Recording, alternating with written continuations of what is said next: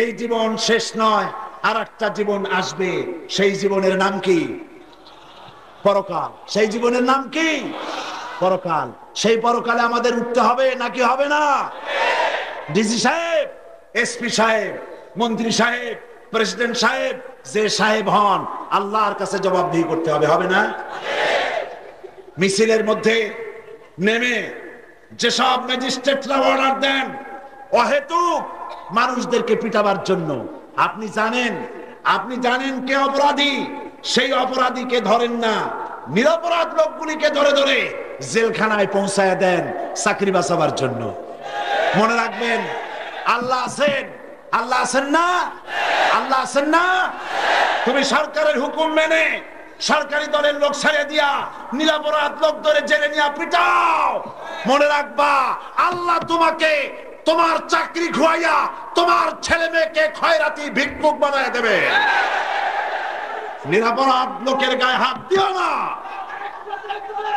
সুতরাং আমি প্রশাসনকে বলি, ডিসি, এসপি, বিবেকের বিরুদ্ধে যদি কাজ করতে হয় এই চাকরি করবেন না। বিবেক, আপনার বিবেক কি বলে? নিরপরাধ লোকদেরকে অত্যাচার করা বিবেক আপনাকে বাধা দেবে। সরকারের কথা শুনতে গেলে যদি বিবেকের বিরুদ্ধে কাজ করতে হয়, অন্যায় পদক্ষেপ নিতে হয়, এমন চাকরি করার চাইতে পানের দোকানদারি করে খান। আমি আজ পরকালের জবাবদিহির জন্য এই বিশাল জনতাকে বলছি, কিয়ামতের দিন আপনি, আমি, প্রধানমন্ত্রী, প্রেসিডেন্ট আর রিকশাওয়ালা, কুলি মজুর, ঠেলাওয়ালা সকলকে কিয়ামতে আল্লাহর দরবারে উঠতে হবে, হবে না? হবে না? হবে। এই পৃথিবীতে রাষ্ট্রীয় কায়দায় কামানের গুলি মারিয়া যতই রাষ্ট্রীয় মর্যাদার সাথে দাফন করা হোক, প্রধানমন্ত্রী, প্রেসিডেন্ট জারি করো না কেন, আর্মি দিয়া সেলুট মারতে পারো, মরিয়া দেখো ফেরেশতারা কি দিয়া সেলুট মারে, কি দিয়ে মারে, ভালোভাবে দেখতে পারবা। কিয়ামতের ময়দানে রাসূলুল্লাহ বলেছেন, রাষ্ট্র ক্ষমতায় গিয়ে বাড়ি না থাকলে বাড়ি নাও, রাষ্ট্রীয় পয়সা দিয়ে বাড়ি নাও যদি তোমার বাড়ি না থাকে, ছেলেমেয়ের খরচা না থাকলে লেখাপড়ার খরচা রাষ্ট্রের থেকে নিয়ে নাও, চিকিৎসার পয়সা না থাকলে রাষ্ট্র থেকে নিয়ে নাও। রাসূলুল্লাহ বলেছেন, তোমার প্রয়োজনের অতিরিক্ত রাষ্ট্রীয় কোষাগার থেকে যদি পয়সা ব্যবহার করো, দুনিয়ার যত বড় রাষ্ট্রপ্রধান আর প্রধানমন্ত্রী হও, কিয়ামতের দিন আল্লাহর দরবারে চোরের কাতারে দাঁড়াতে হবে। সেই পরকালকে ভয় করুন। কোন জায়গায় ভয় করবেন? আল-ইয়াওমা লা ইয়ানফাউ মালু ওয়ালা বানুন, কিয়ামতের দিন ধন, সন্তান, সন্ততি কোনো কাজে লাগবে না। লা তাজিরু ওয়াজিরাতুন বিজরা উখরা, কিয়ামতের দিন কারো বোঝা কেউ বহন করবে না। ওয়ালাউ কানা যা কুরবা, যদি আপনার রক্ত সম্পর্কে আত্মীয় হয়, আপনার যাররা পরিমাণ গুনাহের বোঝা বহন করতে কেউ এগিয়ে। ওই কিয়ামতের ময়দানে মা তার ছেলেকে পরিচয় দিবে না, স্বামী তার স্ত্রীকে পরিচয় দিবে না, সন্তান তার পিতামাতাকে পরিচয় দিবে না। ওই কঠিন হাসরের ময়দানের চিন্তা করে কাজ করবেন, জবাবদিহি করতে হবে আল্লাহর দরবারে। আল্লাহ পাক সেদিন আমলনামা ছেড়ে দিবেন, আমলনামাগুলি উড়ে উড়ে বেঈমানের পিছন থেকে বাম হাতে আর ইমানদারের সামনে থেকে ডান হাতে আমলনামা আসবে। আমলনামা বেঈমান মুনাফিক হয়ে যারা মারা যাবে, ওই আমলনামা পড়ে তারা বলবে, মানে হাদাল কিতাব লা ইউগাদিরু সাগীরাতান ওয়ালা কাবীরাতান ইল্লা আহসাহা। কি আশ্চর্য কিতাব! একটা ছোট্ট পাপও বাদ পড়ে নাই, একটা বড় পাপও বাদ পড়ে নাই। সর্বনাশ! বলবে আল্লাহ এই সব পাপ আমি করি নাই, মিথ্যে কথা বলবে। আল্লাহর ভয়তে, জাহান্নামের ভয়তে মিথ্যে কথা বলবে। আল্লাহ পাক বলেন, আমি তখন কি করব? আল ইয়াউমা নাখতিমু আলা আফওয়াহিহিম ওয়া তুকাল্লিমুনা আইদিহিম ওয়া তাশহাদু আরজুলুহুম বিমা কানু ইয়াকসিবুন। আল্লাহ পাক জবান বন্ধ করে দিবেন, পারবেন না? আজকে মাইকের সামনে তুখর বক্তা মিথ্যে কথা এত বলে, শয়তান কানে আঙ্গুল দিয়ে দাঁড়ায় থাকে। এই জবান বন্ধ করে দিবেন আল্লাহ, পারবেন না? জবান বন্ধ, হক কথা বলবে, পায় সাক্ষী না, আর কোন উপায় থাকবে না। বান্দা তখন বলবে, রব্বানা আখরিজনা না'মাল সালিহান গায়রাল্লাযী কুননা না'মাল। আয় আল্লাহ একবার জমিনে পাঠাও, এইবার যদি জমিনে যেতে পারি ভালো ভালো কাজ করব, জিন্দেগিতে আর কোনো খারাপ কাজ করব না। আল্লাহ বলবেন আওয়ালাম নুআম্মিরকুম, তোমাকে আমি কি হায়াত দেই নাই? ভালো কাজ করলে অনেকেই করতে পারবে, তা যখন করে নাই, সুতরাং আজ আর দুনিয়ায় ফিরে যাওয়া যাবে না। আল্লাহ ফেরেশতাদেরকে অর্ডার করবেন ফাহাদুহুম ইলা সিরাতিল জাহিম। হ্যাঁ ফেরেশতারা, এগুলার ধর আর জাহান্নামে নিক্ষেপ কর। নাউজুবিল্লাহ বলবেন না? আল্লাহ পাক এই অবস্থা থেকে আমাদেরকে হেফাজত করুন, বলেন আমিন। সেই পরকালকে ভয় করুন। আমলনামায় সব লিপিবদ্ধ হচ্ছে, যেমন এই ভিডিও ক্যামেরা দিয়ে সব ভিডিও করা হচ্ছে। আল্লাহর ভিডিও নাই? এইরকম ভিডিও যদি আল্লাহ মানুষের বুদ্ধি দিয়ে বানাইতে পারে, এই বুদ্ধিটা কার? এই জ্ঞানটা কার? দিছেন কারে? মানুষের দিছে। মানুষ যদি এরকম বানাইতে পারে, আল্লাহ এর থেকে সুপার কোয়ালিটির বানাইতে পারবে না? বলেন পারবে কিনা? আল্লাহ পাক আপনার আমার সমস্ত আচরণ, মুভমেন্ট, কথাবার্তা সব হেফাজত করবেন, রেকর্ড করবেন, এবং কিয়ামতের দিন সেই রেকর্ড আপনাকে পড়তে হবে, নিজের আমলনামা নিজেকেই পড়তে হবে। সুতরাং পরকালের জবাবদিহির ভয় সকলে যেন আমরা করতে পারি। ব্যবসায়ী ভাইরা ওজনে কম দিবেন না, খাদ্যে ভেজাল দিবেন না। যারা চাকরি বাকরি করেন তারা চাকরিতে সঠিকভাবে কাজ করুন। যারা শ্রমিক তারা শ্রমিকদের কাজ সঠিকভাবে দায়িত্ব পালন করেন। আর যারা মালিক, শ্রমিকদেরকে আপনার গোলাম মনে করবেন না। শ্রমিক আর মালিক ভাই ভাই, শ্রমিক আর মালিক, এর নাম ইসলাম। এর নাম কি? ইসলাম। রাসূলুল্লাহ বলেছেন, গায়ের ঘাম শুকিয়ে যাওয়ার আগে শ্রমিকের ন্যায্য প্রাপ্যতাকে বুঝিয়ে দাও। সুবহানাল্লাহ। আর শ্রমিক যারা, তারা মনে করবেন না যে আমরা বুঝি দুনিয়ায় জন্মগ্রহণ করে বৃথা জন্মগ্রহণ করেছি। না, রিকশাওয়ালা, কুলি, ঠেলাওয়ালা, মজুর, বিভিন্ন শ্রমিক মজদুর যারা, তাদের ব্যাপারে রাসূলুল্লাহ বলেছেন আল কাসিবু হাবিবুল্লাহ। যারা সহস্তে উপার্জন করে তারা আল্লাহর বন্ধু। তাও একটা সুবহানাল্লাহ কইতে পারলেন না? সহস্তে উপার্জনকারী আল্লাহর কি বন্ধু। তাই বলে যারা নামাজ পড়ে না, রোজা রাখে না, শ্রমিক, আল্লাহর বন্ধু হওয়া যাবে না। আল্লাহর বন্ধু হওয়ার জন্য নামাজ, রোজা যেগুলি প্রয়োজন, আল্লাহর ফরজ হুকুমগুলি মানতে হবে, তবে আল্লাহর বন্ধু হবে। পরকালের এই ভয় আল্লাহ যেন আমাদের সকলকে দান করেন, বলি আমিন। এবার আমি বলবো পুরুষ এবং মেয়ে লোকদের কথা, স্বামী এবং স্ত্রীর কথা। স্বামী এবং স্ত্রী উভয়ের হক আছে। স্বামীর উপরে স্ত্রীর হক আছে, স্ত্রীর উপরে স্বামীর হক আছে। যেমন নারী নির্যাতনকারী পুরুষ আছে এই সমাজে, অনুরূপ ভাবে পুরুষ নির্যাতনকারী নারীও আছে। আমি সেজন্য আপনাদের খেদমতে আরজ করতে চাই, সমস্ত ভাইদের বলতে চাই, যত পুরুষ ভাইরা আছেন আল্লাহর বান্দীদের সাথে সৎ ব্যবহার করবেন। আল্লাহ যেন তৌফিক দেয়, জোরে বলেন আমিন। সকলে বলেন আমিন। আল্লাহর বান্দীদের সাথে সৎ ব্যবহার করবেন, তাদেরকে মারপিট করবেন না। রাসূলুল্লাহ বলেছেন, আল্লাহর নবী বলেছেন, তোমার স্ত্রীকে দাসীর মতো পিটাও না। দাসীর মতো যদি তাকে পিটাও, পরবর্তী রাত্রে তার কাছে যেতে তোমার শরম করবে না। রাসূলুল্লাহ বলেছেন, আল্লাহর নবী বলেছেন, খবরদার আপনারা আপনাদের স্ত্রীদেরকে অত্যাচার করবেন না। মা বোনদের বলি, আপনার স্বামী আপনার উপরে মর্যাদাবান, অধিকার সমান, কিন্তু মর্যাদার দিক থেকে স্বামীর মর্যাদা স্ত্রীর থেকে অনেক বেশি, এটা মনে রাখবেন। নবীজি বলেছেন, আল্লাহর নবী বলেন, কোন স্ত্রী লোকের এই অবস্থায় যদি মউত হয় যে তার স্বামী তার উপরে সন্তুষ্ট ছিল, রব্বুল আলামিন কিয়ামতের দিন তাকে জান্নাত দান করে দিবে। তিরমিজি শরীফের হাদিস, একবার আল্লাহর নবী এক পাহাড়ি এলাকা থেকে যাচ্ছিলেন। পাহাড়ের ভিতর থেকে এক উট বেরিয়ে এসে, পাহাড়ি এলাকা থেকে এক উট বেরিয়ে এসে নবীজির কদম মোবারকের উপরে চুমা দিল। সাহাবায়ে কেরাম বললেন, ইয়া রাসূলুল্লাহ, উটের কি সৌভাগ্য সে আপনাকে সেজদা দিল, আপনি যদি আমাদেরকে অনুমতি দিতেন আমরা আপনাকে সেজদা দিতাম। হুজুর বলেন, না, আমি যদি মানুষকে আরেকজন মানুষকে সেজদা দেওয়ার জন্য যদি পারমিশন দিতাম, তাহলে আমি দুনিয়ার সব স্ত্রীদেরকে তার স্বামীকে সেজদা দিতে বলতাম। তিরমিজি শরীফের হাদিস। মা বোনেরা, স্বামীকে অত্যাচার করবেন না, বিরক্ত করবেন না, গালাগালি করবেন না। স্ত্রীরা ভালো স্বামী নষ্ট করে ফেলে, আবার ভালো স্বামী খারাপ স্বামীকে ইচ্ছে করলে ভালো বানাইতে পারে। বল আলহামদুলিল্লাহ। অনেক সময় স্বামী কম কামাই করে, রোজগার করে কম, একই বেতনে আর এক বন্ধু চাকরি করে। এই বন্ধু হালাল ভাবে কাজ করে, বাম হাতের ইনকাম করে না। বাম হাতের ইনকাম বোঝেন তো? চট্টগ্রাম এগুলি করে টরে না। মামাদের ইনকাম। এই ভালো স্বামীর বউ বলে যে তুমি কি চাকরি করো গো? তোমার বন্ধু একই বেতন পায়, বাড়িতে ফ্রিজ আছে, টিভি আছে, এসি আছে, ডিসি আছে, কি না আছে, আর তোমার কি আছে? কিচ্ছু নাই, খালি একটা ফকিরুদ্দিন মোল্লা। এই প্রত্যেক দিন গুতাতে গুতাতে এই ভালো মানুষটা শেষ পর্যন্ত বউরে খুশি করার জন্য প্রত্যেক দিন দেখে মুখ হাড়ির মতো একেবারে কালো, না পাইয়া এই ভালো স্বামীটা নষ্ট হয়ে যায়, ঘুষ খাওয়া আরম্ভ করে। ঠিক কিনা?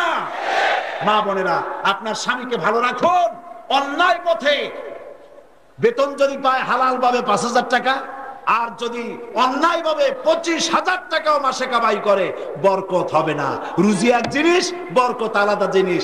হারাম ভাবে 50,000 টাকা যারা কামাই করেন, বরকত নাই। 50,000 টাকা মাসে ইনকাম হয়েছে, কিন্তু দেখা গেল কি ছেলের পেটে অসুখ, মেয়ের পেট ব্যথা, স্ত্রীর মাথায় ব্যথা, একটা গইরায় আর একটা খাড়ায় আছে, কয় তোর কি? কয় আমার কলেরা। তোর কি? কয় আমি মরবো। ডাক্তারে পয়সা দেয়, তারপরে ওসারে পয়সা দেয়, হুজুরে পয়সা দেয়, মামলায় পয়সা দেয়, ছেলেগুলি সব মস্তান গুন্ডা হাবিজাবি হয়ে গেছে। শেষ পর্যন্ত 50,000 কামাই করছে, দেখে যে 50,000 খরচ হইয়া আরো 30,000 বাকি হয়ে গেছে, লোন হয়ে গেছে। বরকত আছে? বরকত নাই। হালালে বরকত আছে, হারামে বরকত নাই। কুত্তায় বাচ্চা হয় কয়টা?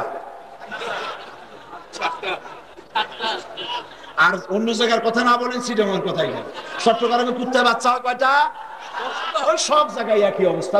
সর্বোচ্চ 10টা 20টা 7টা 20টা বোধহয় হয় না, 7টা 5টা 10টা 15টা হয়। কারণ হচ্ছে কুত্তার তো কোনো পরিবার পরিকল্পনা নেই, পাইকারি দরে বাচ্চা হয়। যত কুত্তার বাচ্চা হয়, এইগুলি সব যদি বাইসা থাকতো, চট্টগ্রামে হাঁটতে পারতেন? রিক্সা চালাইতে পারতেন? পায় পায় কুত্তার জ্বালায় অস্থির হয়ে যেত। কিন্তু কুত্তা কি বাঁচে? যেমন জন্মের হওয়া হয় তেমন জন্মের মরা মরে। গাভীর বাচ্চা হয় কয়টা বছরে? কয়টা? তারপরে মুসলমানরা যা জন্মের খাওয়া খায়। কুয়াতুল মুসলিমিন, বদ্দার হাটের গোশত মানুষেরা খুব কেনে আর জন্মের মতো খায়। হ্যাঁ, এই যে গরু একটা করে বাছুর দেয় বছরে, এই গরু মানুষের জন্মের খাওয়া খাইয়াও তারপরে গরুর অভাব আছে? অভাব নাই। কারণ কি? কুত্তা হারাম, বরকত নাই। গাভী হালাল, তাই তাতে বরকত হয়েছে। আমার দেশে 2 শ্রেণীর ভিক্ষুক আছে। কয় শ্রেণীর ভিক্ষুক? অশিক্ষিত ভিক্ষুক আর শিক্ষিত ভিক্ষুক। অশিক্ষিত ভিক্ষুক কারা? অশিক্ষিত ভিক্ষুক রাস্তায় পথে ঘাটে কাজ কাম পারে না, হাত ভাঙ্গা পাও ভাঙ্গা, চোখ নাই কান নাই নাক নাই, কত কিছু নাই, আল্লাহর রাস্তায় খয়রাত চায়। এ হলো এক রকমের ভিক্ষুক। আর এক রকমের ভিক্ষুক বিএ পাস, এমএ পাস, সরকারের অফিসে সরকারের চেয়ারে বসা, এয়ার কন্ডিশনে বসা, সেইখানে বসে জনগণের সেবা করা তার দায়িত্ব। সেবা নিতে আসছে জনগণ, বসতেও বলে না, আর তাকে ইজ্জত করে না। খাড়া খাড়া তার কাছ থেকে চাইয়া 5,000 10,000 2 লাখ 5 লাখ ঘুষ আদায় করে। এরা শিক্ষিত ভিক্ষুক। মনে রেখো, সরকারি অফিসার সব খারাপ আমি বলবো না, অনেক ভালো ভালো অফিসার আছে, কোন আলহামদুলিল্লাহ। আমার জানা শোনাও, নাম বলবো না, এমন অফিসারও আছে। এই বাংলাদেশের একজন সচিব, যিনি বাংলাদেশ ব্যাংকের যিনি গভর্নর ছিলেন, তারপরে অর্থ বিভাগের সচিব ছিলেন, আমি রাজস্ব রেভিনিউ বোর্ডের চেয়ারম্যান ছিলেন একজন, এবং একজন রাষ্ট্রপ্রধানের দুর্নীতির কমিটির আহ্বায়ক ছিলেন। যে সমস্ত পোস্ট তিনি হোল্ড করেছেন, দৈনিক 15 থেকে 20 লক্ষ টাকা ইনকাম করা কোনো ব্যাপার না। সেই লোক আর আমি আরো কয়েকজন লোক রাবেতা আলম ইসলামের মেহমান হয়ে মক্কা শরীফে গেছিলাম। কথায় কথা আসছে, তার এক মেয়ে একটা চিঠি লিখেছে, মিনায় বসে সেই চিঠিটা পাওয়া গেল। তিনি আমাকে চিঠিটা পড়তে দিলেন, দেখলাম তার মেয়ে চিঠি লিখছে, আব্বু, হজের সব খরচ করার পর যদি তোমার কাছে টাকা বেঁচে থাকে, তাহলে ইমিটেশনের একটা ম্যাচ করা একটা সেট আমার জন্য কিনে নিয়ে এসো। যদি পয়সা বাঁচে, ইমিটেশনের, সোনার না, গেছে কিন্তু সোনার দেশে। আমি অবাক হলাম। তিনি চিঠিটা পড়ে বললেন, আমাকে ভাইয়া বলে ডাকেন, বললেন, ভাইয়া, আমার কাছে এরকম কোনো পয়সা নাই যা দিয়ে আমি এটা নিতে পারি। ইমিটেশনের জিনিস, সোনার জিনিস নয়, রূপারও নয়। তার বোর জন্য একটা জায়নামাজ কেনার পয়সা তার কাছে ছিল না, অথচ এত বড় বড় পদ হোল্ড করেছেন। এরকম অফিসারও বাংলাদেশে আছে, আলহামদুলিল্লাহ। এরকম বড় বড় অফিসার বাংলাদেশে আছে, এরকম দারোগা আছে, এসপি আছে, ডিসি আছে, আলহামদুলিল্লাহ। কিন্তু কিছু সংখ্যক লোক আছে যারা ওই জায়গায় বসে জনগণকে কষ্ট দেয়।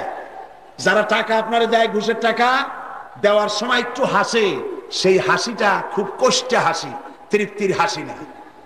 মানুষ কানতে গিয়ে যদি হাসে দেয় তখন অবস্থাটা কি হয়, ভেটকি দেওয়ার মতো। ওই রকম একটা কষ্ট হাসি হেসে টাকাটা দিয়ে বলে, স্যার একটু দেখবেন। হ্যাঁ দেখবো। তারপরে দিয়ে দিল। বাইরে এসে কয় কি জানেন, আল্লাহ আমার এতগুলা টাকা এই শয়তানি নিল, ওর গোষ্ঠী সুদ্ধা খয়রাতি বানায় দিও। আমার সরকারি অফিসারেরা সমস্ত অফিসারদেরকে বলবো, খবরদার ঘুষ খাইও না, ঘুষ খাওয়ার জাহান্নামের আগুন খাওয়া সমান। এরপর আমি সাংবাদিকদের কথা বলবো। সাংবাদিক ভাইয়েরা জাতির বিবেক। সাংবাদিক ভাইরা কি? জাতির বিবেক। আমি সর্বপ্রথম অন্তরের অন্তঃস্থল থেকে মোবারকবাদ জানাই ওই সব সাংবাদিকদেরকে যারা এই চট্টগ্রাম তাফসীরুল কোরআন মাহফিলের এই আওয়াজ লক্ষ লক্ষ মানুষের মধ্যে সীমাবদ্ধ ছিল, কিন্তু তারা কষ্ট করে পত্রিকায় ছাপাইয়া সারা বাংলাদেশের মানুষের কাছে পৌঁছায় দিয়েছেন। যে সব সাংবাদিকরা কষ্ট করে, তাদেরকে মাহফিলের পক্ষ থেকে আন্তরিক মোবারকবাদ জানাই, বলেন আলহামদুলিল্লাহ। কিন্তু এক শ্রেণীর সাংবাদিক আছে যারা তথ্য সন্ত্রাস করছে, মিথ্যে খবর ইসলামের বিরুদ্ধে ছাপায়। কাগজগুলি তৈরি হয়েছে ইসলামের বিরোধিতা করার জন্য। যেমন দৈনিক জঘন্য কণ্ঠ ভারতের টাকা দিয়ে তৈরি হয়েছে। ভারতের বাঁদরেরা এই পত্রিকা চালায়। এই ধরনের আজকের কাগজ, ভোরের কাগজ, ভারত টাকা দিয়ে এই পত্রিকাগুলি চালাইয়া বাংলাদেশের ইসলামকে ধ্বংস করার পায়তারা করছে।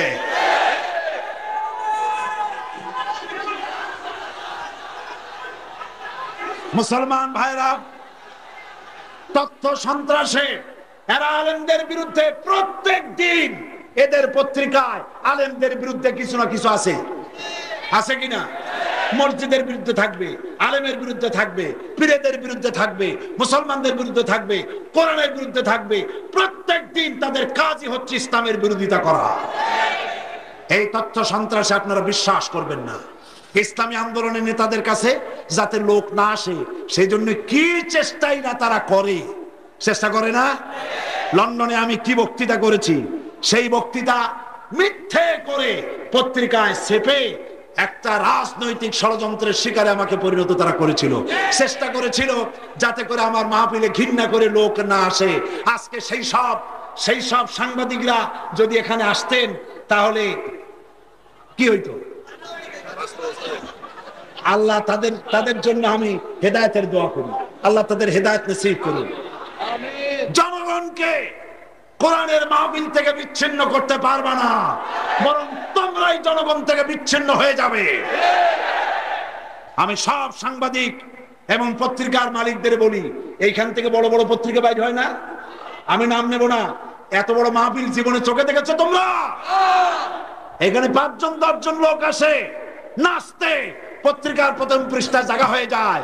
পত্রিকা বাইর করছো, মুসলমান নাম দাও, কোরআনের মাহফিল ছাপাইতে পারো না, জাহান্নামে ঠিকানা হবে ইনশাআল্লাহ।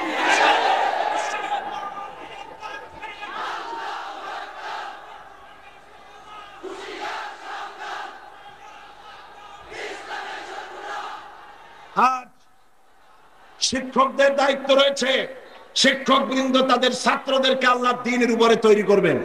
ওলামা হাজারাত হক কথা বলার সাহস রাখবেন। সমস্ত আলেম ওলামা এক হয়ে যান।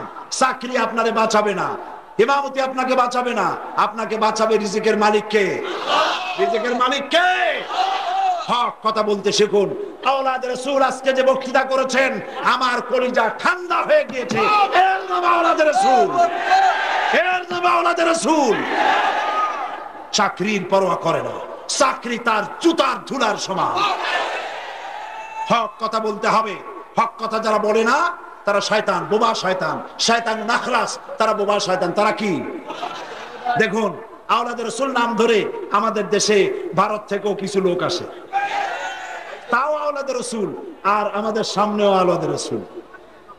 ভারতের বাবরি মসজিদ, ভারতের বাবরি মসজিদ যখন ভাঙা হলো, ওই আওলাদের রাসূল বাংলাদেশে যখন আসে, আমি বলেছি বাপের বেটা যদি হন ভারতে কথা কন। বাবরি মসজিদের ব্যাপারে তো কিছু কইতে পারলেন না। ৬,০০০ মানুষ আসামে জবাই করা হয়েছে, কথা বলতে পারেন নাই। আসামে লোক মারা হচ্ছে, কথা বলতে পারেন না। কেন বলতে পারেন না? এই ভারতের পার্লামেন্টের জিন্দেগিতে আর পা দেব না, এই কথা বলতে সাহস করেন না কেন? বরং বাপের বেটা যদি কেউ থাকে, ভারতের দিল্লির জুমা মসজিদ, শাহী মসজিদের ইমাম বুখারী, কলজা থেকে দোয়া আসে। কোরআন শরীফ ব্যান করার জন্য কলকাতা হাইকোর্টে যখন রায় হবে, কলকাতা হাইকোর্টে মনে আছে না, এই বাংলাদেশে ওর প্রতিবাদ করতে গিয়ে চাঁপাইনবাবগঞ্জে বাংলাদেশ ইসলামী ছাত্র শিবিরের ৮ জন লোক গুলির মুখে শাহাদাত বরণ করেছিল।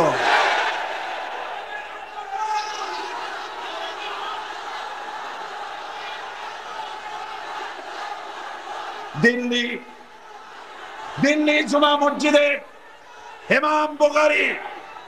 ইমাম বুখারী দিল্লির জুমা মসজিদে দাঁড়িয়ে জুমার দিনে খুতবা দিলেন। ভারত সরকার শুনে রাখো, এই ভারতে মুসলমানেরা ৮৫০ বছর এই দেশ শাসন করেছে। এই দেশের কুতুব মিনার আমরা বানিয়েছি, এই দিল্লির জুমা মসজিদ আমরা বানিয়েছি, এই তাজমহল, শীষমহল, দেওয়ানি আম, দেওয়ানি খাস, ময়ূর সিংহাসন, ভারতে মানুষ যা দেখতে আছে সব মুসলমানদের তৈরি করা। আজ সেই ভারতে যদি কোরআন শরীফ ব্যান করা হলো, এই কথা যে জজ, যে বিচারপতি উচ্চারণ করবে, সেই বিচারপতিকে আমি পায়ের তলে চেপে ধরে বাম হাত দিয়ে তার জিহ্বাটা টেনে ছিঁড়ে ফেলে দেব। এর নাম সাইয়েদ, এর নাম আওলাদ রাসূল, এর নাম নায়েব রাসূল, এর নাম আলেম। সেই রকম আলেম হতে পারবেন কিনা? সেরকম আলেম হতে পারবেন কিনা? আল্লাহ পাক তৌফিক দান করুন। সবাই বলি আমিন, সকলে বলেন আমিন। জাতি আজ এক ক্রান্তি লগ্নে পৌঁছে গেছে। ও আমার জাতি, আমি সকলকে আহ্বান জানাই আল্লাহর দ্বীনের পথে, কোরআনের পথে, ইসলামের পথে। বাংলাদেশে আজ যদি ইসলাম প্রতিষ্ঠিত না হয়, তাহলে কিয়ামতে আল্লাহর কাছে আমরা দায়ী হয়ে যাব। আমি সকলকে বলবো আল্লাহ পাকের এই দ্বীনের দিকে আগুয়ান হওয়ার জন্য। আমি মোনাজাতের দিকে এগোচ্ছি। এখন দাঁড়ানো ভাইয়েরা, যত মানুষ দাঁড়ানো, সব দাঁড়ানো মানুষেরা বসে পড়ুন। সমস্ত দাঁড়ানো মানুষেরা আমার কথা যারা শুনতে পান, সমস্ত মুসলমান সবাই বসে পড়ুন, কেউ দাঁড়িয়ে থাকবেন না। এত বড় মোনাজাত আর কোথায় পাবো? আর কোথায় পাবো? আল্লাহ যেন আজকে দোয়া করার তৌফিক দেন, বলেন আমিন। সবাই বলেন আমিন। বসে আর মহব্বতের সাথে, যার কপালে মোনাজাত নাই তাকে তো আমি মোনাজাত করাইতে পারবো না। এত বড় মাহফিল, দোয়া কবুল হবে। আওলাদের রাসূল বসে আছেন, কত আল্লাহর ওলি আলেম ওলামা বসে আছেন। আল্লাহ যেন দোয়া মঞ্জুর করেন, বলেন আমিন। সবাই জিকির করেন লা ইলাহা।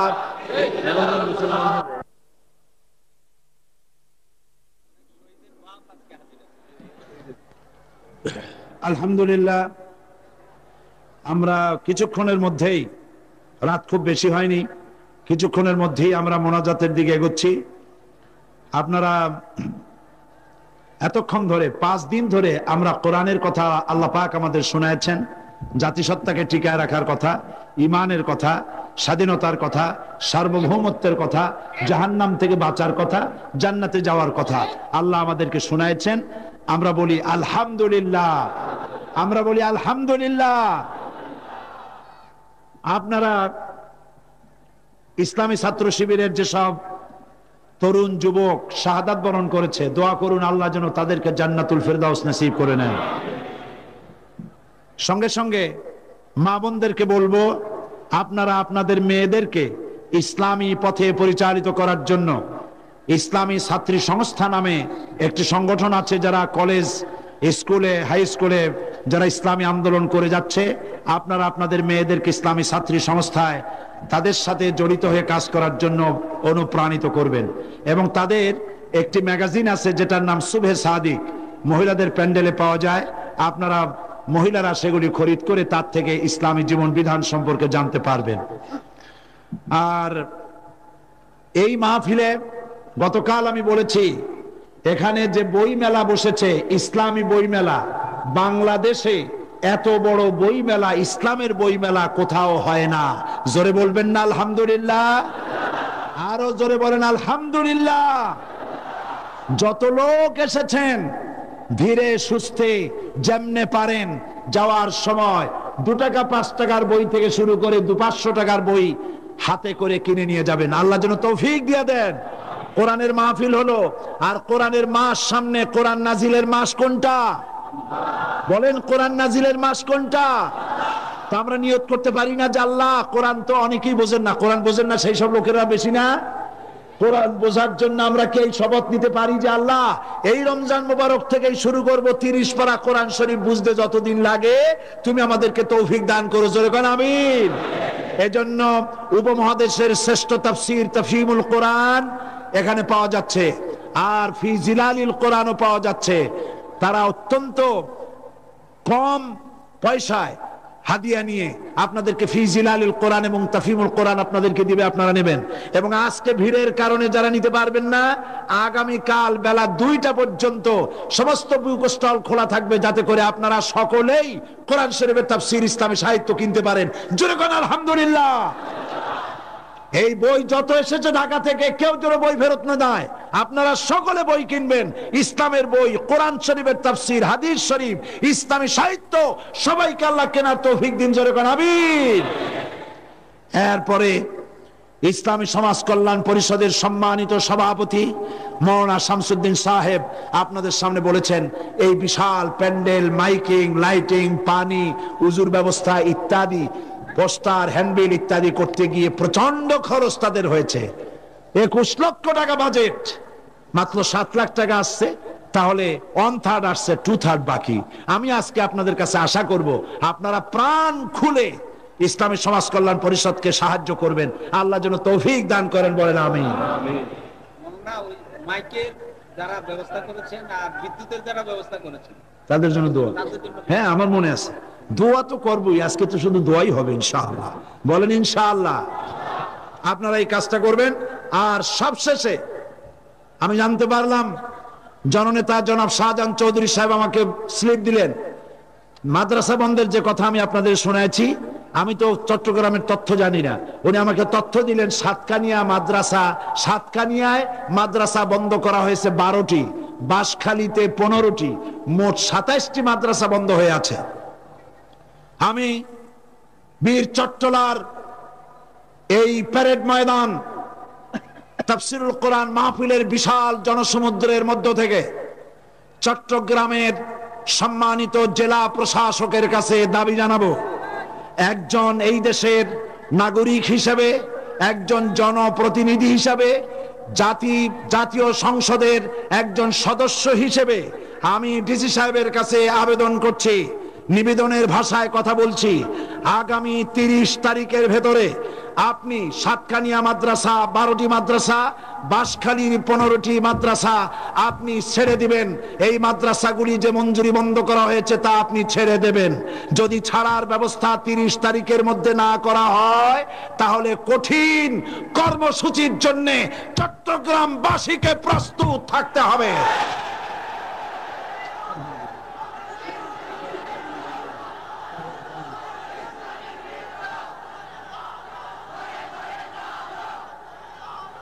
আমরা এই দেশের নাস্তিক মুরতাদদের পরামর্শে পরিচালিত সরকারের মাদ্রাসা বন্ধ করার ষড়যন্ত্র কিছুতেই মেনে নেব না। সরকার যদি সাহায্য বন্ধ করে, সরকারের বাপের টাকা নয়, এ টাকা বাংলার 12 কোটি মানুষের রক্তার্জিত পয়সা। মাদ্রাসা বন্ধ করলে সরকারকে অচল করে দেওয়া হবে।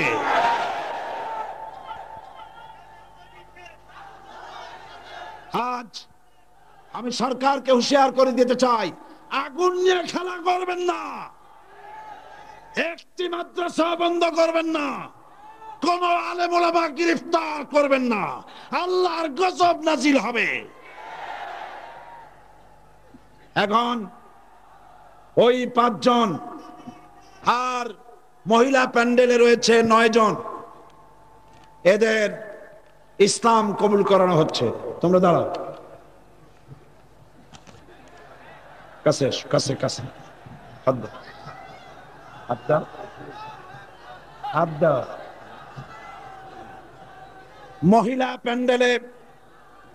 মহিলা প্যান্ডেলে যেসব যে 9 জন বোনেরা আছেন, আমি এখানে যা উচ্চারণ করছি আপনারা তা উচ্চারণ করুন। লা ইলাহা ইল্লাল্লাহু মুহাম্মাদুর রাসূলুল্লাহ। আল্লাহ ছাড়া কোনো ইলাহ নাই, মাবুদ নাই, উপাস্য নাই। মুহাম্মদ সাল্লাল্লাহু আলাইহি ওয়াসাল্লাম আল্লাহর প্রেরিত রাসূল। আশহাদু আন লা ইলাহা ইল্লাল্লাহু ওয়াহদাহু লা শারীকা লাহু ওয়া আশহাদু আন্না মুহাম্মাদান আবদুহু ওয়া রাসূলুহু। আমি সাক্ষ্য দিচ্ছি আল্লাহ ছাড়া কোনো ইলাহ নাই, মাবুদ নাই, উপাস্য নাই। তিনি এক, তিনি একক, তার কোনো অংশীদার নেই। আমি আরো সাক্ষ্য দিচ্ছি মুহাম্মদ সাল্লাল্লাহু আলাইহি ওয়াসাল্লাম আল্লাহর বান্দা এবং তার প্রেরিত রাসূল। সকলকে বলো আসসালামু আলাইকুম।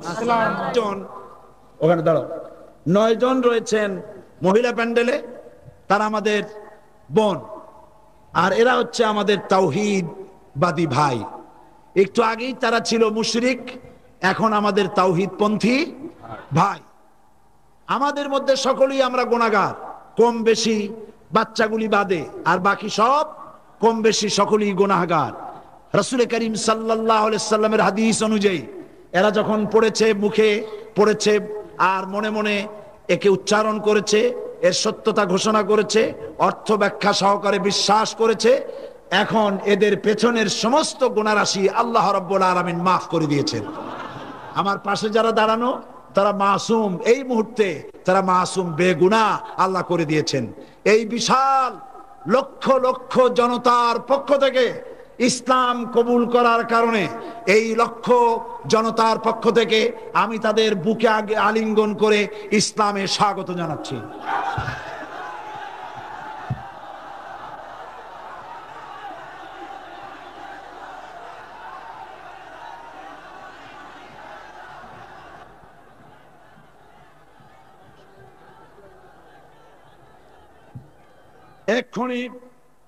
এক্ষুনি আমরা মোনাজাত করব। মোনাজাতের পরে আজান হবে, আজানের পরে বা জামাত এশার নামাজ হবে। যে নামাজের জন্য আপনারা ওয়াদা করেছেন, বলুন এত বড় বিশাল জামাত জীবনে আরেকবার পাবো, নিশ্চয়তা আছে? কোনো নিশ্চয়তা নাই। আমি আপনাদেরকে নামাজের আহ্বান জানাচ্ছি, এশার নামাজ বা জামাত আদায় করে যাবেন। আর সব শেষে সেই বইটির কথা আবার বলবো। আজকে এই 5 দিন ধরে যে আলোচনা করেছি তার মূল বিষয় ছিল ইসলাম আর রাজনীতি কোনো আলাদা বিষয় নয়। ইসলামে রাজনীতি আছে, অর্থনীতি আছে, সমাজনীতি আছে, পররাষ্ট্রনীতি আছে, স্বরাষ্ট্রনীতি আছে, যুদ্ধনীতি আছে, চুক্তিনীতি আছে, বন্দিনীতি আছে, আর নারীকে ইসলাম কি অধিকার দেওয়া হয়েছে তাও আছে। এই সব কথাগুলি কোরআন শরীফ থেকে তুলে নিয়ে ইসলামের রাজনৈতিক বিধান এই বইটিতে আমি লিখে দিয়েছি। ইসলামের রাজনৈতিক বিধান যারা সেবেছে 70 টাকা দাম রেখেছে, তারা তাফসীরুল কোরআন মাহফিল উপলক্ষে মাত্র 50 টাকায় তারা ছেড়ে দিয়েছে। প্রত্যেকটি মুসলমান চেষ্টা করবেন বইটি সংগ্রহ করার জন্য। ইসলামের রাজনৈতিক বিধান কোরআন শরীফ দিয়ে হাদিস শরীফ দিয়ে বইটা ভরা। আল্লাহ পাক নেওয়ার তৌফিক দান করুন, বলি আমিন। সকলে এখন মোনাজাতের জন্য আল্লাহ রাব্বুল আলামিনের কাছে বিনীতভাবে আমরা বসি, আর মাত্র কয়েক সেকেন্ডের জন্য একটু আল্লাহকে ডাকি। সকলে পড়েন সুবহানাল্লাহ, আলহামদুলিল্লাহ, লা ইলাহা ইল্লাল্লাহ, সুবহানাল্লাহ, আলহামদুলিল্লাহ, লা ইলাহা ইল্লাল্লাহ, লা ইলাহা ইল্লাল্লাহু মুহাম্মাদুর রাসূলুল্লাহ, আশহাদু আল্লা ইলাহা ইল্লাল্লাহু ওয়াহদাহু লা শারীকা লাহু ওয়া আশহাদু আন্না মুহাম্মাদান আবদুহু ওয়া রাসূলুহু। আল্লাহুম্মা আমিন। রব্বানা যালামনা আনফুসানা ওয়া ইন লাম তাগফির লানা ওয়া তারহামনা লানাকুনান্না মিনাল খাসিরিন। সবাই পড়েন আমার সাথে দরদ দিয়ে, রব্বানা যালামনা আনফুসানা ওয়া ইন লাম তাগফির লানা ওয়া তারহামনা লানাকুনান্না মিনাল খাসিরিন। রব্বানা যালামনা আনফুসানা ওয়া ইন লাম তাগফির লানা ওয়া তারহামনা লানাকুনান্না মিনাল খাসিরিন। আয় আল্লাহ রব্বুল আলামিন, লক্ষ লক্ষ নরনারী 5 দিন ব্যাপী কোরআন শরীফের তাফসীরের মাহফিলের আলোচনা শুনে আজকে বড় আশা নিয়ে, বুক ভরা আশা নিয়া, আয় আল্লাহ এতিমের মতো, ভিক্ষুকের মতো, কাঙ্গালের মতো গুনার বোঝা মাথায় নিয়ে তোমার দরবারে হাত তুলেছি। রব্বুল আলামিন, এই 5 দিন ধরে আমি গুনাহগার, আমি যা আলোচনা করেছি, আমি মানুষ। আয় আল্লাহ, আমার আলোচনায় যদি কোনো ভুল হয়ে থাকে, আল্লাহ দয়া করে আমারে তুমি মাফ করে দাও। ভুল কোনো কথা যদি বলে থাকি, আল্লাহ তোমার বান্দাদের স্মৃতি থেকে তা মিটাইয়া দাও। আয় আল্লাহ, এই 5 দিনে যারা আলোচনা করেছেন, আয় আল্লাহ এই 5 দিনে যত জিকির হয়েছে, তেলাওয়াত হয়েছে, দরুদ শরীফ হয়েছে, রব্বুল আলামিন সব টুকুন দয়া করে বিশ্ব নবী রাহমাতুল লিল আলামিন জনাবে মুহাম্মাদুর রাসূলুল্লাহ সাল্লাল্লাহু আলাইহি ওয়াসাল্লামের রূহ মুবারকে পৌঁছায়া দাও। রব্বুল আলামিন तमाम अंबिया अलैहिमुस सलाम, साहबाए किराम, अज़वाज मुतहरात, ताबीन, ताबे ताबीन, सिद्दीकीन, शुहदा, सालिहीन, आइम्माए मुस्ताहिदीन, उलमाए मुतक़द्दिमीन, उलमाए मुताखिरीन, मोमिन मोमिनात, तमाम पृथ्वीर माटिर नीचे যারা শুয়ে আছে, আল্লাহ দয়া করে সকলকে সকলের রূহের পরে সওয়াব পৌঁছায়া দাও। রব্বুল আলামিন, এই লক্ষ লক্ষ জনতা আমরা যারা হাত তুলেছি, এর মধ্য থেকে আমাদের আব্বাজান, আমাদের মা যাদের দুনিয়া থেকে বিদায় হয়ে গেছে, আল্লাহ আমাদের আব্বা কত কষ্ট করেছেন আমাদের জন্য। গরিব মানুষ ছিলেন, কষ্ট করে লেখাপড়া শিখাইছেন, কত আদর করেছেন। ওই আব্বা দুনিয়া থেকে বিদায় হয়ে গেছে, হাসরের ময়দান ছাড়া তো দেখা হওয়ার উপায় নাই। রব্বুল আলামিন, আমাদের আব্বা যাদের মারা গেছে, আল্লাহ তাআলা দয়া করে কবরটাকে জান্নাতের টুকরা বানায়া দাও, তার জিন্দেগীর গুনাহগাতাকে মাফ করে দাও। রব্বুল আলামিন, এবার মনে পড়লো মায়ের কথা, একটা অক্ষর মা, আর মনে হয় তামাম দুনিয়ার মধু এই কথাটার সাথে জড়িত। আমাদের মধ্য থেকে মা যাদের মারা গেছে, আল্লাহ গো, মায়ের কবরটাকে জান্নাতের টুকরা বানায়। কত কষ্ট করেছেন, 10টি মাস ধরে সন্তানকে পেটের মধ্যে ধারণ করেছেন, খাইতে পারেন নাই। সন্তান পেটে আছে বলে খেতে পারেন নাই, ঘুমাতে পারেন নাই। আর পেটের মধ্যে থেকে সন্তান হাঁটু দিয়া মাথা দিয়া গুতা বেরোচ্ছে। প্রচন্ড শীতের রাতে মা ঘুমাইতে পারে নাই। এত কষ্টের পর ডেলিভারির কষ্ট সহ্য করেছেন, তারপরে আবার 2.5 বছর মায়ের বুকের দুধ চুষে চুষে খেয়ে বিরক্ত করেছে। পেশাব পায়খানা করে মার কাপড় চোপড় নষ্ট করেছি, মা কোনোদিন রাগ করে ফেলে দেয় নাই।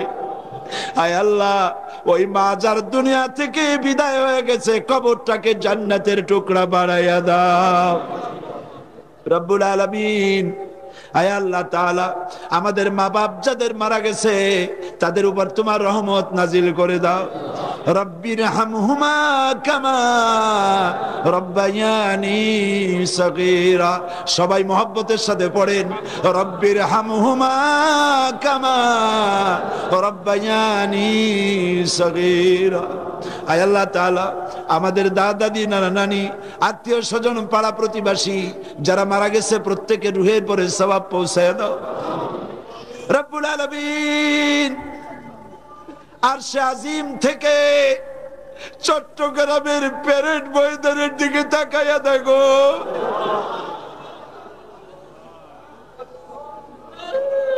এতগুলি মানুষ।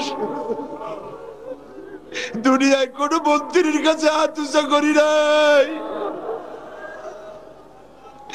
কোন রাজা বাদশার কাছে হাত তুলি নাই, বিশাল আকাশের মালিকের কাছে হাত তুলেছি বাবু। আল্লাহ, এই লোকগুলাকে যদি আজকে রাতে এই মোনাজাতের মধ্যে তুমি যদি মাফ করে দাও, আকাশে জমিনে এমন কেউ নাই যার কাছে তোমার কৈফিয়ত দেওয়া লাগে। আল্লাহ, তুমি দয়া করে আমাদের মাফ করে দাও।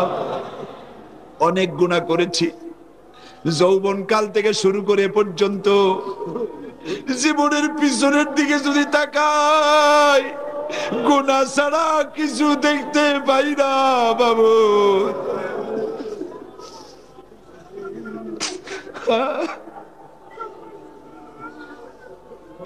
গুনাহ মাপ চাই। আয় আল্লাহ, মানুষ কেমনে জাহান্নামের আগুনে জ্বলবে? আমরা জাহান্নামের আগুনে জ্বলতে পারবো না মাবুদ। জাহান্নামের আগুন আমাদের জন্য হারাম বানায়া দাও। আল্লাহুম্মা আজিরনা মিনান নার। সবাই পড়েন আল্লাহুম্মা আজিরনা মিনান নার, আল্লাহুম্মা আজিরনা মিনান নার। আল্লাহ, আমরা জাহান্নামে চলতে পারবো না বাবু, জাহান্নাম আমাদের জন্য হারাম বানায় দাও রব্বুল আলামিন। এইভাবে যদি মায়ের কাছে দাঁড়ায়া কোন সন্তান যদি মা মা বলে কাঁদতে থাকে, এমন নিষ্ঠুর মা নাই যে কোলে দাঁড়িয়ে পারে। মায়ের চাইতে লক্ষ কোটি গুণে মায়া তোমার বেশি। আল্লাহ, তোমার এই বান্দা বান্দিগুলি রহমতের কোলে উঠায় নাও বাবু। ইয়া আল্লাহ রব্বুল আলামিন, আজকে চেচনিয়ায় মুসলমানদের দেখার কেউ নাই। পেট্রোল দিয়ে মুসলমানদের পোড়ানো হইতেছে। কাশ্মীরে মুসলমান মহিলাদেরকে ধর্ষণ করা হতেছে। আয় আল্লাহ, সারা পৃথিবীতে মুসলমানরা নির্যাতিত। আল্লাহ, আমরা বুঝতে পারছি তুমি আমাদের উপরে রাগ করেছো বাবু, তুমি আমাদের উপরে রাগ করেছো বাবু। আল্লাহ, মুসলমানদের গুনার দিকে নজর করো না, তাহলে তোমার রাগ আরো বেড়ে যাবে বাবু। আল্লাহ, আমরা যত খারাপ হই, আমরা যত মন্দ হই, আমাদের একটা ভালো পরিচয় আছে। আমাদের সেই ভালো পরিচয়, আমরা তোমার হাবিবের উম্মত। এই সদকায় আমাদের মাফ করে দাও। ভাইরা কান্দেন, চেচনিয়ার দশা বাংলাদেশে হইতে পারে, কাশ্মীরের দশা বাংলাদেশে হতে পারে। কাদের?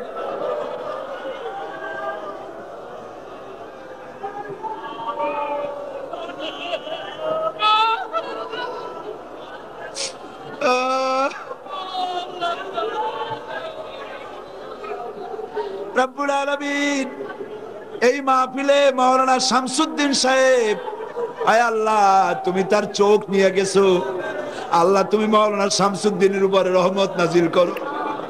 এমন ছেলে যে মা বাপ, যে মায়ের পেটে এসেছে, সেই মা সেই বাবা আল্লাহ জান্নাতে জায়গা করে দিও বাবু। আয় আল্লাহ চোখ নাই এই অবস্থায় যে কাজ তাকে দিয়ে তুমি নাও, 100 মানুষও এই কাজ করতে পারে না যা তুমি তাকে দিয়ে নিতেছো। আল্লাহ তুমি তারে সুস্থ রাখো, আয়াত দারাজ করো আল্লাহ, তার উপরে তুমি রহমত নাজিল করো বাবু। আল্লাহ এই মাহফিলে তোমার হাজার হাজার বান্দিরা আসছে বাবু, হযরত আয়েশা, হযরতে খাদিজা, হযরত ফাতেমার উত্তরসূরি মা বোনেরা এসেছেন। আল্লাহ তোমার বান্দিদের দিকে তুমি তাকাও।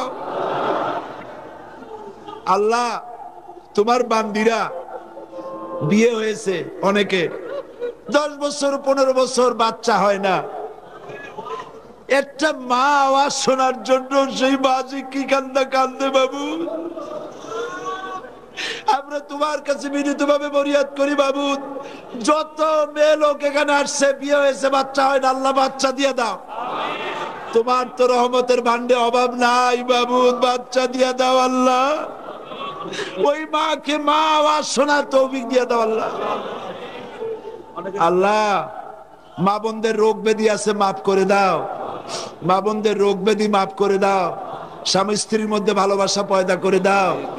আল্লাহ আমাদের স্ত্রীদের জন্য দোয়া করি, আমাদের স্ত্রীদেরকে আল্লাহ তুমি হেদায়েত নসিব করে দাও, আমাদেরকে এক জান্নাতে থাকার তৌফিক দাও। আয় আল্লাহ তাআলা, আয় আল্লাহ তাআলা আমাদের সন্তানদেরকে হেদায়েত করে দাও বাবু। কিয়ামতে আমাদেরকে বেনামাজি সন্তানের বাপ বানায় উঠায়ো না বাবু, বেনামাজি সন্তানের বাপ বানায় উঠায়ো না বাবু। সন্তানগুলির মনের মধ্যে জাহান্নামের ভয় পয়দা করে দাও, তোমার ভয় পয়দা করে দাও। নামাজি বানাও, দিনদার বানাও, পরেজগার বানাও, আমাদের ভাই বোনদের হেদায়েত করো, নামাজি বানাও। আল্লাহ আল্লাহ ডাকেন আল্লাহ রে, আল্লাহ আল্লাহ আল্লাহ, ইয়া রহমান ইয়া রহিম ইয়া হাইয়ু ইয়া কাইয়ুম। কয়েক সেকেন্ড ছেড়ে দিলাম, কয়েক সেকেন্ড ছেড়ে দিলাম। আমি তো আপনাদের মনের অবস্থা জানি না, আপনাদের মনের অবস্থা আল্লাহ জানেন। মাথা নিচু করে চক্ষু বন্ধ করে কান্দেন, আল্লাহর কাছে কান্দেন।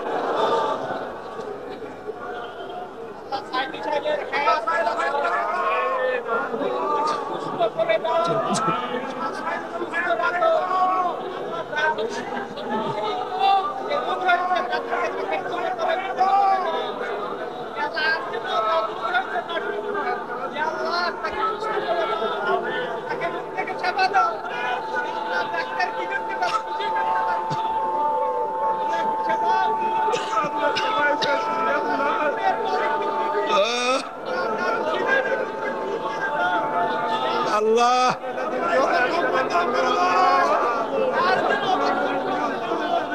আল্লাহ আল্লাহ, কান্নার আওয়াজ তোমার আরশে আজিমে পৌঁছে যাচ্ছে। আল্লাহ আমাদের কান্নার আওয়াজ মদিনায় পৌঁছে দাও আল্লাহ। আল্লাহ মাওলানা শামসুল ইসলাম হাঁপানি রোগে ভুগছে, আল্লাহ তুমি তার রোগ ভালো করে দাও। আর একবার ছেলের মাসে মাসে রক্ত দেওয়া লাগে, আল্লাহ তারে ভালো করে দাও। আল্লাহ ইসলামী ছাত্র শিবিরের 119টা গোলাপ ফুল তুমি কেড়ে নিয়েছো বাবা। আল্লাহ এই শিবিরকে তোমার দরবারে কবুল করে নাও, ইসলামী ছাত্রী সংস্থা কবুল করে নাও রব্বুল আলামিন। বাংলাদেশের সেনাবাহিনী, বাংলাদেশের বিডিআর, বাংলাদেশের পুলিশ বাহিনী, এদের নামাজি বানাও, এদের দিনদার বানাও, এদের ইমানদার বানাও, এদেরকে দেশের মুজাহিদ বানায় দাও। এরা যেন কেউ ঘুষ খায় না। বাংলাদেশের প্রতি ইঞ্চি জমিন হেফাজতের তৌফিক দাও। বাংলাদেশের ডিসি, এসপি, প্রশাসনিক দায়িত্বশীলদের উপরে আল্লাহ তুমি রহমত নাজিল করো। আল্লাহ, বাংলাদেশের যত সাংবাদিক আছে, পত্রিকার মালিক আছে, এর মধ্যে যারা মুসলমান, তাদের কলজায় জাহান্নামের ভয় দিয়ে দাও, তোমার ভয় দিয়ে দাও। তাদের কলমগুলি ইসলামের পক্ষে লেখার তৌফিক দাও। ইসলামের পক্ষের সাংবাদিকদের হায়াত দারাজ করে দাও। ইসলামের পক্ষের সাংবাদিকদেরকে হজ নসিব করে দাও। আয় আল্লাহ তাআলা, বিভিন্ন জায়গায় সন্ত্রাসীরা মানুষ মারতেছে। সাতকানিয়ায়, চট্টগ্রামে, ঢাকায় বিভিন্ন জায়গায় সন্ত্রাসীরা মানুষ মারতেছে। আল্লাহ, তোমার আশ্রয় কামনা করতেছি। সন্ত্রাসীদের সন্ত্রাস থেকে, দেশ থেকে হেফাজত করো। আয় আল্লাহ তাআলা, তুমি দয়া করে এই মাহফিলে দোয়া কবুল হবে বিশ্বাস করে। হাজার হাজার মানুষ দোয়া চেয়ে চিঠি লিখেছে। কে কি বিষয় দিয়ে দোয়া চেয়েছে তুমি জানো। আল্লাহ, তুমি কাউকে মাহরুম করে দিও না মাবুদ। সকলের দোয়া কবুল করো। আল্লাহ, এই বিদ্যুৎ বিভাগ, মাইক বিভাগ যারা কাজ করলো, মাঠ যারা দিল, তাদের উপরে তোমার রহমত নাজিল করে দিও। আল্লাহ, স্বেচ্ছাসেবকরা 5টা দিন খাটতে খাটতে চেহারা কালো হয়ে গেছে। রাত নাই, দিন নাই, ঘুম নাই, এত কষ্ট করেছে। আল্লাহ, এই স্বেচ্ছাসেবক গুলিকে আল্লাহ বেহেশতে জায়গা করে দিও। আল্লাহ, দিনের মুজাহিদ বানায় দিও রব্বুল আলামিন। এই মুহূর্তে দোয়া করতেছি, মনে পড়ে গেল বাইতুল শরীফের হুজুরের কথা। আল্লাহ, বড় ভালো মানুষ ছিলেন। পীরেদের মধ্যে এত ভালো পীর আমি জীবনেও দেখি নাই বাবু। বাইতুল শরীফের হুজুরকে জান্নাতুল ফেরদাউস নসিব করে দিন। হযরত মাওলানা আব্দুল আহাদ আল মাদানী আওলাদে রাসূল আমাদের জন্য নিয়ামত ছিল। আল্লাহ, তার কবরটা জান্নাতের টুকরা বানাই দিও। এখন আমাদের এই মঞ্চে আওলাদে রাসূল বসে আছেন। আল্লাহ, তুমি তার হায়াত দারাজ করে দিও। আল্লাহ, তুমি তার গলা আরো বলিষ্ঠ করে দিও। এই দেশের হাদি বানায় দিও। আল্লাহ, তার বলিষ্ঠ কণ্ঠ দিয়ে শিরক আর বিদআত নির্মূল করে দিও। আল্লাহ, আয় আল্লাহ, আমাদের আরেক মুরব্বীর কথা মনে পড়লো। ইসলামী আন্দোলনের মুরব্বী, আমাদের পিতৃতুল্য মুরব্বী আব্বাস আলী খান। কত ভালো মানুষ ছিলেন। আল্লাহ, যার ব্যাপারে একটা ড্রাইভারও কোনো কথা বলে না, অফিসের একটা লোকও তার ব্যাপারে কোনো আজে বাজে কথা বলে না। এমন মানুষটি তুমি নিয়ে এনেছো বাবু। আব্বাস আলী খান, আল্লাহ জান্নাতুল ফেরদাউসে জায়গা করে দিও রব্বুল আলামিন। ইসলামী সমাজ কল্যাণ পরিষদের সাথে জনাব তাহের সাহেব আছেন, মুবির সাহেব আছেন, অধ্যক্ষ আবু তাহের সাহেব আছেন, শাহজাহান চৌধুরী সাহেব আছেন। আমি অনেকের নাম মনে আসতেছে না। আল্লাহ, তোমার এই বান্দাগুলির প্রতি তোমার রহমত নাজিল করে দিও। আল্লাহ, আল্লাহ তাআলা তাদের দ্বীনের খেদমত বাড়াই দিও আর বেশি করে। আল্লাহ, হাত নামাতে তো ভয় করতেছে, দোয়া কবুল করছো কিনা।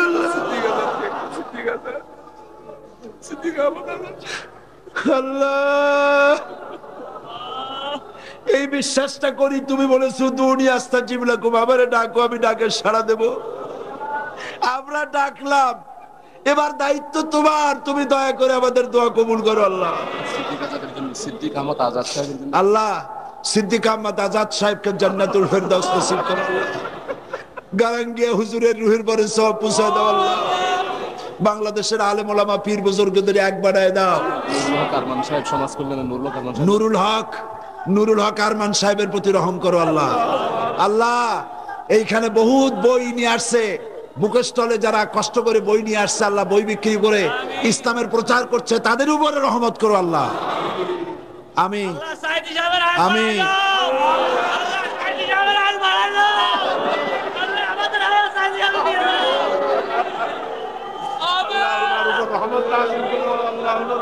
আমি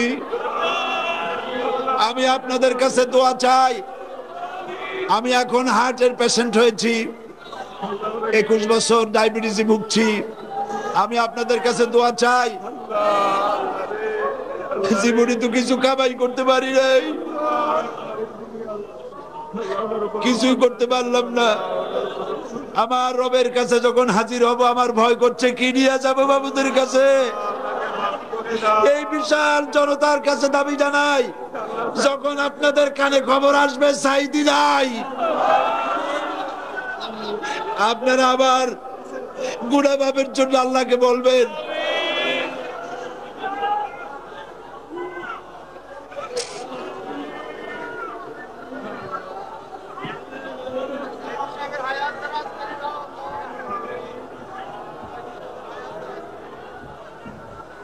আল্লাহর একটা দোয়া করি, আল্লাহ আমরা জানি তুমি তো সেই সত্তা যার কাছে না চাইলে সে বিরক্ত হয়, তুমি তো আমাদের সেই আল্লাহ। আর একটা দোয়া করি, সেই দোয়াটা হলো এই, সারা জীবন আমরা কাবাকে কেন্দ্র করে তোমারে সেজদা করছি, কিন্তু অনেকেই তো কাবা চোখে দেখে নাই বাবু। এই মাহফিলে যত লোক এসেছে, মুসলমান নারী